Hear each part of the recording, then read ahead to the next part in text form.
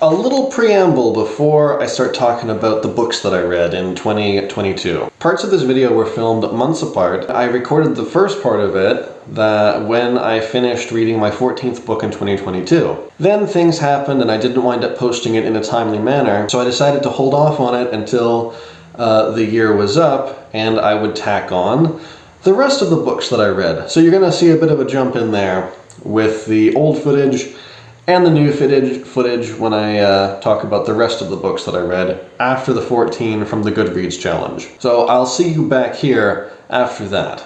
The first book I completed this year was The Eye of the World, book 1 of the Wheel of Time. I regret having the Amazon-themed cover, but anyway, that aside, I really enjoyed it. I don't usually read epic fantasy. I'm one of those people, I read Lord of the Rings and I said I'm good. But once it got going and I got invested in everybody, it became one of the most exciting books I've read for a while, and it was a great way to kick things off. The reason it was hard to get through at first was because this series has obviously been extremely influential. It came along at a time, from what I've researched, when fantasy books were expected to be Tolkien clones. So for the first while, as someone who used to play a lot of Final Fantasy and fantasy RPGs in general, it was so familiar, it was infuriating. I'm reading it and I'm going, okay, I see who the Chosen One is, I understand who the bad guy is, I understand what's going to happen here. I'm glad I stuck with it because it turned out to be so much more than just cliches. The Great Train Robbery by Michael Crichton. I had seen the film adaptation of this, also adapted for the screen and directed by Crichton himself. He did an incredible job of giving plot and then pausing the story to contextualize Victorian England so that the reader just will get an authentic experience, as authentic as he can create, without getting just baffled by how different mores were back then. And that helps contextualize the story that he's telling so that we understand the world that the characters live in. I can also recommend the film, and it's fascinating to look at a book and a movie that came from the same creative mind, because the movie version is very faithful, but he also understood Michael Crichton clearly understood the difference between writing a book and making a movie. There's a lot of stuff we have in books that, even if we like the book, we wouldn't really want to see it in a movie. But just for instance, at the time that the Great Train Robbery is set, the age of consent in England, I believe, was 12. So just let the implications of that set in. It's not a particularly horrifying book or something. I don't feel like there's anything in here that's particularly shocking, but I can definitely understand the changes he made for the film. The film is very accurate to this, but I would say the book is more serious, the movie is more of a comedy. There's this whole exploration of how trains had changed England and how the world was industrializing, how there were ideas of what someone with a criminal mind was like versus what they're actually like. It is loosely based on a real train robbery, but he took heavy liberties with it, and to make it more entertaining. It's different from his science fiction. I mean, there's nothing science fiction about the Great Train Robbery. It's a proper historical novel, and this book is a great testament to just what a skillful writer he is, that he can write in different eras, different genres. And with this book, he writes in a more old-timey sort of way because it fits the era. And I found that really entertaining, and it's just really good. Good Omens by Terry Pratchett and Neil Gaiman. My first from both of these guys. So basically, it's a funny parody of The Omen. I don't really have a lot to add to this. I mean, this book is just, it is what it is. It's ineffable. At the same time, the book does deal with very interesting ideas of prophecy, free will, home versus heritage, this sort of thing. Early in the story, this isn't really a spoiler, early in the story, the Antichrist is misplaced, and he grows up with a normal family instead of the satanic family that was supposed to get him. But as his powers begin to manifest, he doesn't know what he's supposed to do. So for instance, the Hound of Hell gets, its nature is determined by the Antichrist. And since he's just a normal 12-year-old kid, he wants a normal puppy. The Hound of Hell turns into a lovable little dog. I'm not really sure how to summarize this one. It's just, it is what it is, and it's very funny, so go read it. Little Women. I had not read a classic for a hot minute when I picked this one up. This was one of the most enjoyable books I read this year so far. It's about ordinary people in their time, and that's one of the hardest things to create, finding excitement and interesting things in the everyday. So often when we're looking at fantasy or something like that, we're looking for escapism, but we're also looking for the grain of relevancy that will make this matter to us in some way other than just explosions and, you know, dragons breathing fire and that sort of thing. A book like this, you don't have those extra distractions, even compared to other classics like Dr. Zhivago or something like that, where you've got this big political backdrop. It's just not what Little Women is about. I found all of the Marsh sisters just incredibly endearing, especially Beth. Looking at characters when they're children and seeing them grow up is just a real challenge for a writer, I think, because there has to be consistency as the characters grow and change. I had a bit of trouble getting into it at first, which probably is a recurring thing with me in books. Very quickly, though, I just got sucked into the little adventures and the endearing little lessons that the sisters have. I don't want to talk about this one too much because I'm sure that there's loads of people out there discovering it every day and just saying how enjoyable it is. We don't really live like the people in this book, and yet somehow the lessons that they go through felt relevant to me. So, yeah. Little Women. There's a reason that we're still reading it. The Wheel of Time, The Great Hunt. This isn't really deep dives into any of these, really, so I want to stay away from spoilers if you haven't read Wheel of Time. This one was even more exciting than the first one, which I was very happy to see. This time, I was much more ready for what I was getting into. I had a really good sense of the world and the characters and everything. This was the best kind of sequel, that it played with what I understood, what I thought I understood about the story. All through this series, there are little seeds that Robert Jordan is laying, and then you get the payoff for them, and you realize that he is planning everything very carefully. A friend of mine who read the series already, and he got me into it, he told me that the first 2 books are where you're still seeing a little bit of the Clone of Tolkien mandate being enforced. And this one, it kind of has a false ending. Maybe he was still afraid that he wasn't going to get to write all 14. Well, I think he was planning on less, but the story kept getting longer. Things changed a lot. There was where the story ended in book 1 was fairly conventional, albeit with a hook open for what could happen next. This one saw things just coming in that I never saw happening. It was all such a surprise. And the climax was unbelievably exciting. In fact, that's what makes it feel like almost a false ending. The ending is so exciting. It just feels like nothing more could happen after that. But it did. This is only the second one, and 12 more after it, plus the prequel, so 13 more books to read. So I was very excited, and I said to myself, I'm going to keep reading it, so that's exactly what I did. Piranesi by Susanna Clarke. People who recommend it don't want to spoil it because it's best to go into it without having much of an idea where it's going. It really is better that way.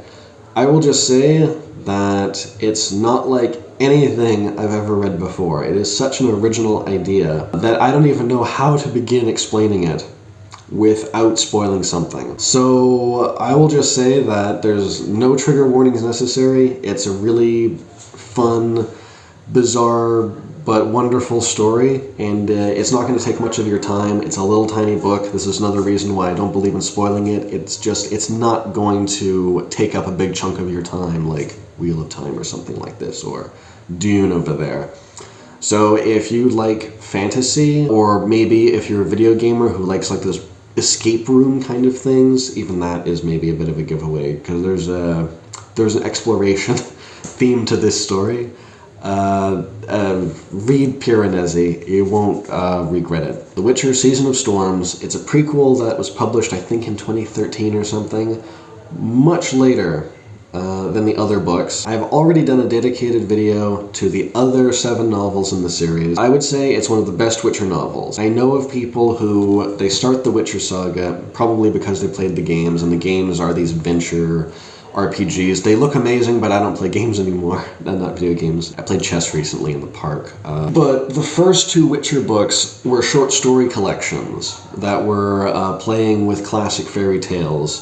Then in the 3rd book, the main adventure starts, and I know of some people that they didn't like jumping genres, really, going from deconstructions of fairy tales into this proper fantasy world. I think for those people, Season of Storms almost feels like a love letter. It's back in the early days of Geralt's adventures before the main quest began, and it's basically one long side quest. There were multiple quests intertwined, but there's one main thrust of the whole thing. It's a true prequel, too. You should read it after reading the main series, because it has scenes that take place after the main series. It almost feels like a more upbeat way to finish your reading of The Witcher. And it was really great to go back and see Geralt in the early days before all the scars of the main quest kind of wore him out. Good Wives, the sequel to Little Women. If you've read Little Women, you may have actually read this, because a lot of editions in the US, I believe,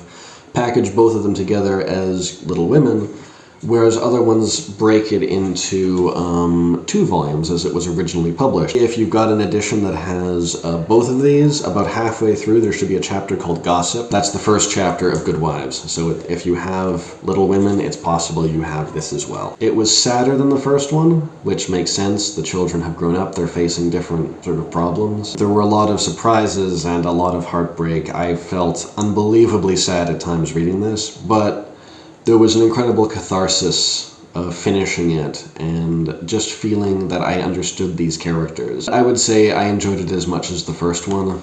It feels more grown up. It doesn't feel as much of a children's story. It doesn't feel as much of a girl story. It feels more like a woman's story, shall we say. I really liked it, and it's definitely one of the prettiest books that I own. Again, there's not much to really add to when you've read a classic, because lots of other people have weighed in on it, but yeah, it was, couldn't be built up enough for this one. Back to the wheel again. I didn't wait nearly as long before continuing. The people in Wheel of Time, they feel very real. You don't have, even though there's obviously a chosen one, he's not some kind of flawless or naive character. He makes a lot of mistakes, and because each book is so long, you see the characters grow moment to moment. The pacing is incredibly slow. If anyone has trouble with this series, it's going to be overpacing. I've seen memes and stuff about how much time Robert Jordan spends describing inns and that sort of thing. That also is what makes it so rewarding, because you see the development of everything moment to moment. It's paced like a much shorter book or a play even. The believability of the characters also has a very great effect on how the fantasy elements come through, because the bad guys in this series are bad, but because the pure villainy is often showing up in little bits and pieces, the world feels very immersive because everything in it feels very real. And then when the true evil shows itself inside the story, it's more effective because somehow it's living alongside a world that feels surprisingly plausible. And it just gives off horror movie vibes. There have been some genuinely scary moments in this series, but it's at the end of this one that you really feel like there's no turning back, that this is just going to continue to get endlessly complicated. So it was another great read from Robert Jordan. The next book I read was called The Hellfire Club. I can't hold it for you guys because it was a loaner from a colleague, and I'll put the cover up here. Now, this was a funny one for me because it's written by Jake Tapper, an anchorman, I believe, with CNN. Similar to The Great Train Robbery by Michael Crichton, it's obvious that he wants to show off his knowledge of the past era. In this case, the Hellfire Club is set in the 60s, or the late 50s. Late 50s, mid to late 50s. While there were a lot of interesting things going on, McCarthyism and trials of un-American activity and seduction of the innocent, a lot of guest appearances by historical people that he weaves into his fictional world. Like other good thrillers I've read, he made sure to lay lots of groundwork and make the world and the setting feel believable. And having enough mundane, everyday stuff happen, showing the human side of his main characters, before diving into the mystery and the more outlandish parts of the story. Not that this book was very outlandish, it was quite based on real stuff. But, before the National Treasure stuff kicks in, he makes the world feel real, And then the fantasy stuff, the more sensational things feel more real in turn, and you feel very invested in things. So definitely recommend. I'm going to pick up the sequel at some point for sure. After that, I went right back into Wheel of Time. Once again, Robert Jordan just blew my mind. There's a revelation in book 4 that just... I can't explain it without doing a whole video essay. The world is so full of things that I feel like I've never seen before, or I've seen because they are taken from this. There's a group in here that they remind me a lot of the Fremen from Dune, which I think is on purpose. I think that this in turn may have inspired the This Is the Way thing from The Mandalorian, because they start talking a lot about the way in this book. And I think I'm hooked at this point. He would have to do something incredibly bad or tedious to make me stop reading. But I know the slog is coming, as anyone who's read Wheel of Time or is reading it has heard about. But so far I'm down for it. I think my appreciation for classic, often slower paced literature makes these books easier for me than maybe other people. Not to sound arrogant or something like this, but I think that's just the case of the matter. Whereas maybe people who mostly read fantasy or faster paced stories will struggle a lot more with them. But if you're struggling, I recommend you keep going, at least at present. When I finish the series, I'll do some kind of dedicated video on them. Artemis by Andy Weir. And right from the beginning, I could see this wasn't going to be as strong as Project Hail Mary. The thing I've liked about Andy Weir's 2 novels, the 2 I've read from him, is that he makes the technology and whatnot sound very plausible. It's the best kind of science fiction world building, in my opinion. And it sat on my shelf for a long time, but I did read it, and it's good. Not as good as Project Hail Mary, but definitely enjoyable. And the climax was so exciting, it just made me really happy that I kept reading it. There were some odd little issues I had with it, and I did a review on this on my Goodreads page as well. But I enjoyed it, and like I said, the climax was just fantastic. He had laid a lot of interesting seeds, and they just blossomed at the ending, so I really liked it. I Am Legend by Richard Matheson. I'm gonna do a dedicated video about this book, because this was really something. It's a short book.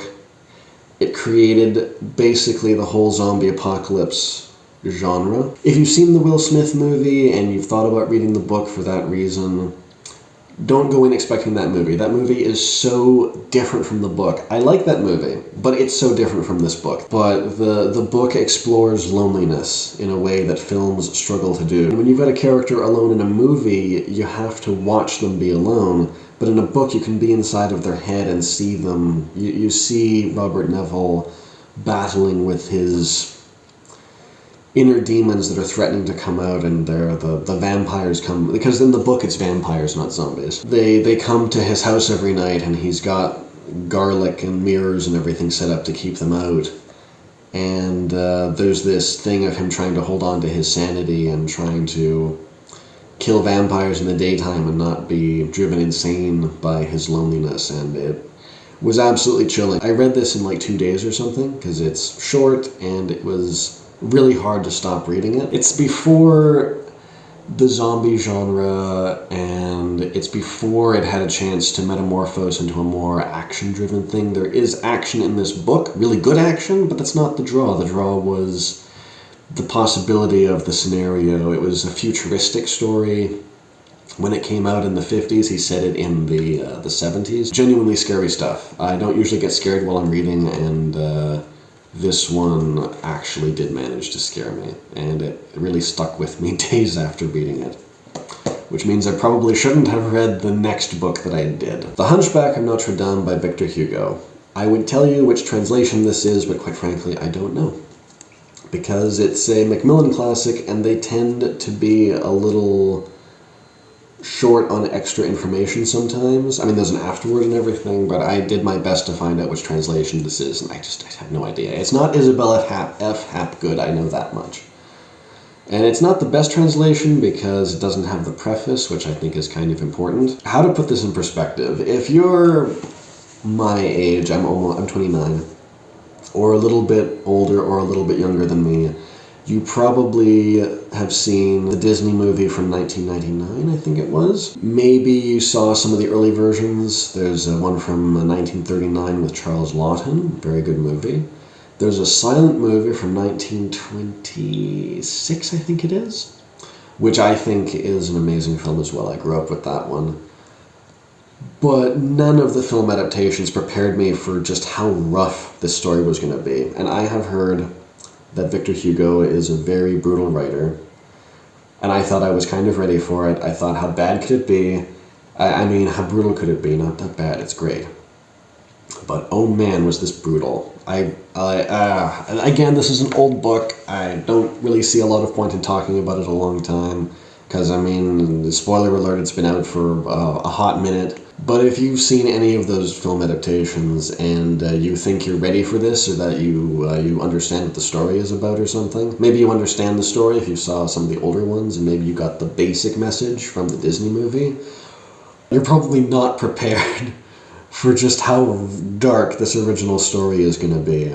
I still like the film adaptations. In some ways, I think they're more enjoyable, because this book, I don't think it was built for enjoyment so much as to make points. At least drive home the points that Victor Hugo wanted to make. There was a French-Italian production joint French-Italian production in the 50s, starring Anthony Quinn and Gina Lollobrigida. That one is much more faithful to this original story. If you've only seen the Disney version, the best way I can describe this is, remember when Claude Frollo is singing Hellfire?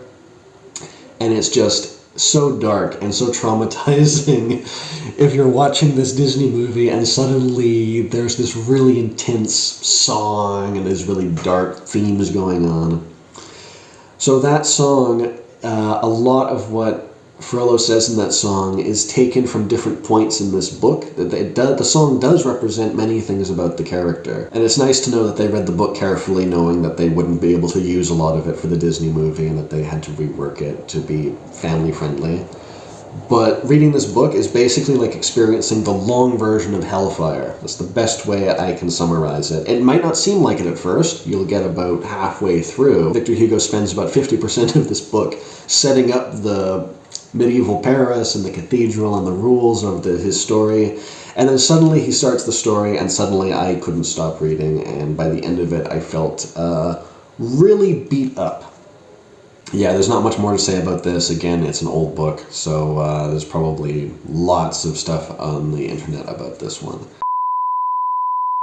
Hello again! The Queen's Gambit by Walter Tevis. I talked about this in the book cover video that I made, which maybe not a lot of you saw. If you saw the Netflix series already, I still haven't watched it, but I watched bits of it, like the key moments that I felt were in the book. I looked for them in the show just to see if they did them, and they did every time very well. So I feel like if you watched the Netflix series and you enjoyed it, you'll probably enjoy this as much, if not more, because probably there's quite a bit of stuff they had no time for. At worst, you'll just experience it again. So definitely recommend it. And if you haven't watched it yet, or whatever, here's someone telling you to read it. I continued The Wheel of Time with The Fires of Heaven, the 5th book. Yes, the 5th book of The Wheel of Time. I think I had a bit of a slower time reading this one, but I think it's because I didn't space it out that well. I had just read a really long book with The Hunchback of Notre Dame, but I really liked it as well. I'm still not seeing the slog when I was reading this one. The Martian,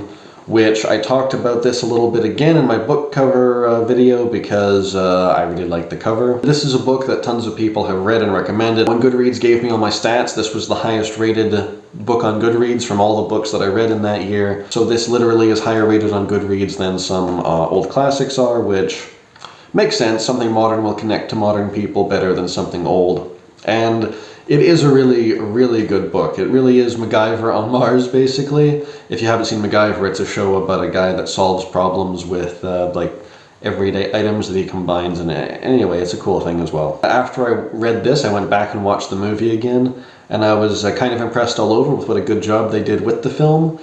But it was really worth going back to read the book, because there are things in the book that are just hard to do in a movie. Or maybe Ridley Scott didn't feel like doing certain things, like some of it I know for sure was technical limitations, like they didn't simulate lower Martian gravity because it would just get expensive. And ultimately it's just details that make the original book just feel so incredibly plausible through and through, that this dude is in the slightly distant future is surviving alone on Mars, and it was really good. So I definitely see, going back to this, that there's an Andy Weir style that he has carried over for all 3 of his books. And whatever he writes next, I'll want to read it, because now I'm all caught up, so I can just keep adding to my Andy Weir collection as time goes on. Metro 2033 by Dmitry Glukovsky. Yes. For those of you who might be gamers, this book is the basis for the Metro video game series, which I have not played. I can definitely see why someone would want to turn this into a game. Just some of the layout would be easy to tweak and make into a great game, and the games are pretty highly regarded from what I understand. It delves into a lot of interesting psychological ideas without always seeming that it's going to go in that direction. I was quite surprised because early on it seemed like a very straightforward kind of scenario with very straightforward kind of characters, and yet very quickly it started hitting me at oblique angles and making a lot of lateral passes with philosophy and musing and stuff. If you're looking for something that is just very rapid fire, this isn't going to be as satisfying as something that's more action-driven. But I'm not a big fan of purely action-driven narratives, so I was happy with all of the philosophy and that sort of thing. It's interesting when you have something that so easily could have been action-driven, but you have a character that largely is a follower for much of the story. And also, I'm not going to spoil anything again, because this is about recommendations, not about in-depth discussion that necessitates spoilers, but the ending was very unexpected. At the same time, I kind of figured it would be a certain kind of ending, and I was kind of right. I really liked it. If you like science fiction and aren't shy about some fairly gruesome and scary stuff, because there was some hair-raising stuff in here. It was almost a horror novel. It was a horror novel quite a few times, actually.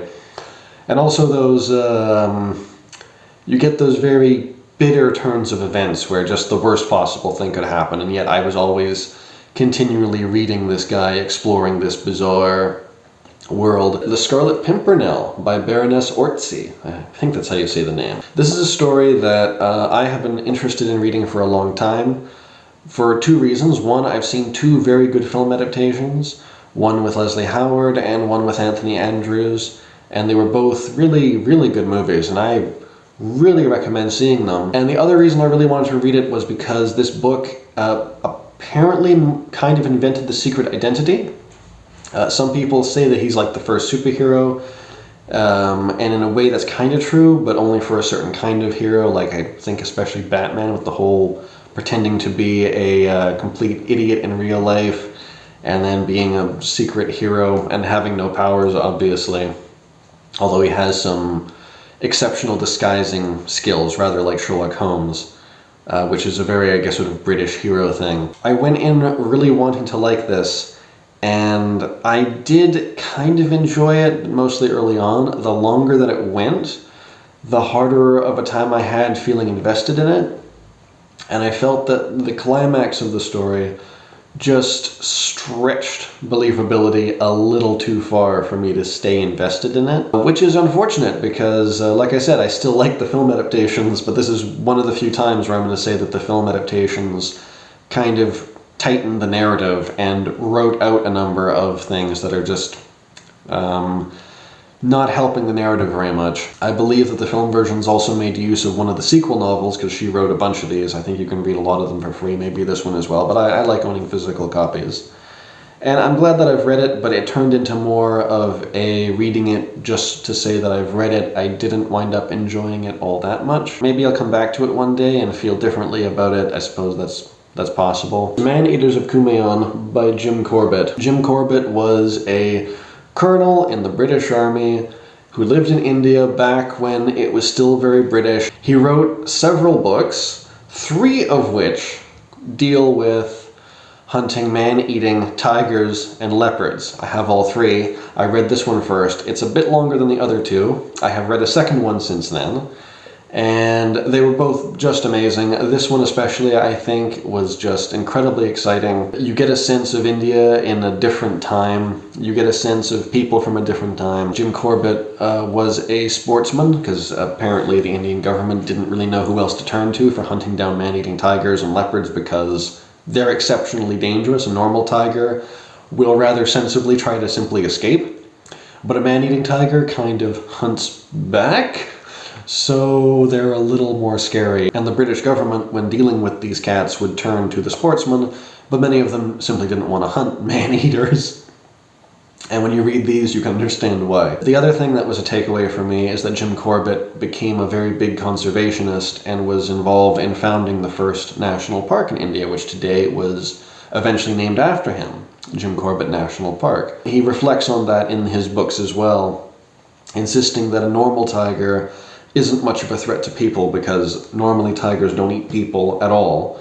They eat things that are much more dangerous, and what makes a tiger or a leopard become a man-eater is a very specific set of circumstances. For tigers, it's that they typically get injured, either by a porcupine or a hunter, after which their injuries leave them unable to hunt their normal prey, and they hunt people because they're much easier. Or they get old, perhaps, and same thing.